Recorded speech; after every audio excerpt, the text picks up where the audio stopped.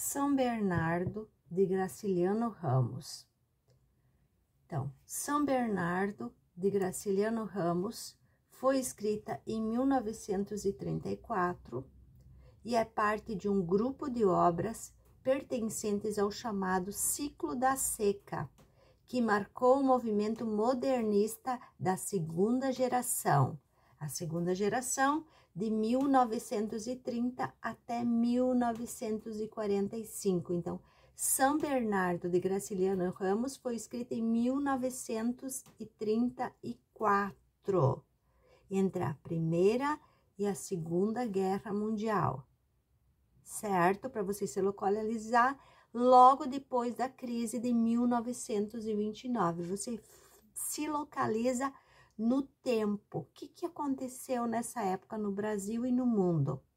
O autor compõe uma trama que tem como plano de fundo a situação dramática do Nordeste brasileiro, afetado pelas secas periódicas, sobretudo as das primeiras décadas do século XX, que ocasionou o êxodo rural, a pobreza generalizada e as tentativas de sobrevivência dos sertanejos nordestinos.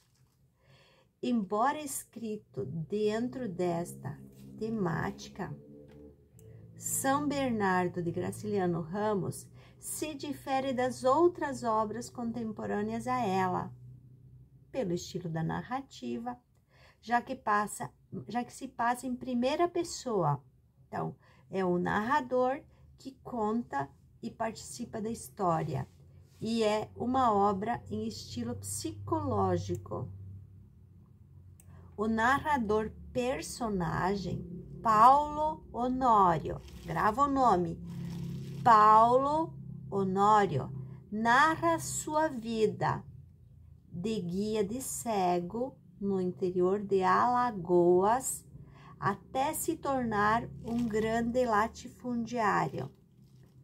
E como não mediu nenhum esforço para conseguir seus objetivos, deixando de lado os escrúpulos e a ética, com um modo bastante sincero e bruto, o personagem relembra sua vida sentado na mesa da sala do jantar, fumando um cachimbo e escrevendo suas memórias.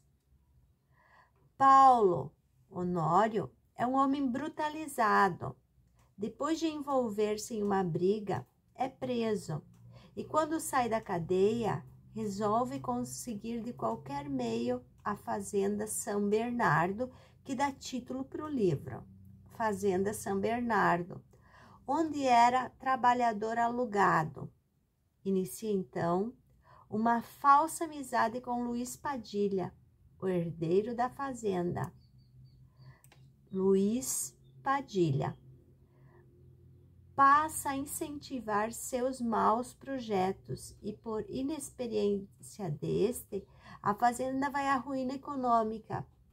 Por causa de muitas dívidas, Luiz Padilha é obrigado a vender a fazenda por um valor insignificante. Paulo Honório se torna dono de São Bernardo e consegue fazê-la prosperar. Arma contra o fazendeiro vizinho Mendonça, sendo o mandante de seu assassinato, conseguindo assim ampliar o seu território, a sua fazenda. Consegue auxílio dos políticos locais, advogados e outras personalidades, estendendo sua rede de relacionamentos para garantir seus interesses. Resolve casar-se e conhece Madalena, uma jovem professora que altera a rotina da fazenda e da própria vida do Paulo Honório. Madalena é honesta, sincera e humana. Interessa-se pela vida dos empregados, discute as baixas condições de vida de alguns, questiona as ações e intenções do marido. Esse comportamento da mulher inquieta Paulo Honório que começa a desorientar-se. Tem crises e acessos de ciúme da esposa. E assim torna-se cada vez mais agressivo. Mesmo com o nascimento do filho, as desconfianças não param. E ele é massacrado pela ideia de infidelidade da mulher. Tá gostando do vídeo? Dá um like. Obrigado. Em várias cenas de um ciúme doentio, ele acusa a mulher de envolver-se com outros homens. Esse comportamento altera o ânimo de Madalena, que torna-se abatida. Uma noite, ele a encontra escrevendo uma carta. Aproxima-se, que vê que a carta está endereçada a outro homem. Descontrolado, Paulo Honório exige que ela lhe entregue a carta e numa discussão ela o chama de assassino. Ele tinha delírios, ouvia passos, convencido de que a mulher tinha amantes. Aumenta o sofrimento e a solidão de Madalena, que se sente humilhada. Uma tarde, Paulo Honório encontra uma folha de uma carta escrita pela mulher no chão. Vai à sua procura e a encontra na igreja. Exige explicações e ela diz que aquela folha é parte de uma carta que está na bancada do escritório. Pede-lhe perdão pelos aborrecimentos e diz a ele que o ciúme estragou a vida dos dois. Na manhã seguinte, quando ele chega em casa, encontra Madalena morta. Ela havia se suicidado. A página que ele encontrou era a página que faltava em uma carta de despedida que ela havia escrito para ele. Após a morte de Madalena, a fazenda declina. Tem início a Revolução de 1930. Paulo Honório passa a ter dificuldades nos negócios e fica abandonado. Ao compor de sua narrativa, percebe que foi desumanizado e a sua própria brutalidade. Vê-se incapaz de se autotransformar e busca sentido para a sua vida.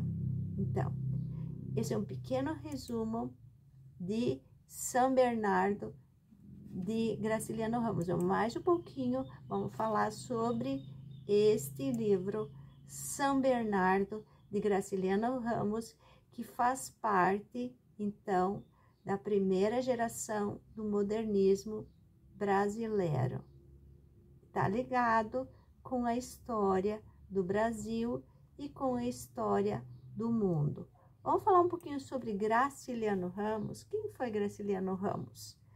Graciliano Ramos de Oliveira nasceu em Quebrangulo, Alagoas, a 27 de outubro de 1892. Trabalhando como prefeito de uma pequena cidade interiorana, foi convencido por Augusto a publicar seu primeiro livro, Caetés, em 1933, e o qual ganhou o Prêmio Brasil de Literatura. Entre 1930 e 1936, morou em Maceió e seguiu publicando diversos livros enquanto trabalhava como editor, professor e diretor de instrução pública do Estado. Foi preso político do governo Getúlio Vargas, sabe a ditadura Vargas? Enquanto se preparava para lançar Angústia, que conseguiu publicar com a ajuda de seu amigo José Lins do Rego, em 1936. Em 1945, filia-se ao Partido Comunista do Brasil e realiza durante os anos seguintes uma viagem à União Soviética e países europeus, junto de sua segunda esposa, que lhe rendeu seu livro Viagem, de 1954. Artista do segundo movimento modernista, Graciliano Ramos denunciou fortemente as mazelas do povo brasileiro, principalmente a situação de miséria do sertão nordestino. Adoece gravemente em 1952 e vem a falecer de câncer de pulmão a 20 de março de 1953, aos 60 anos. Gostou do vídeo? Dá um like. Eu sou a professora Ana, fazendo vídeo para você se dar bem. Tá inscrito no canal? Obrigado. Não tá inscrito? Assiste mais os vídeos e se gostar, se inscreve. Obrigada e até o próximo vídeo.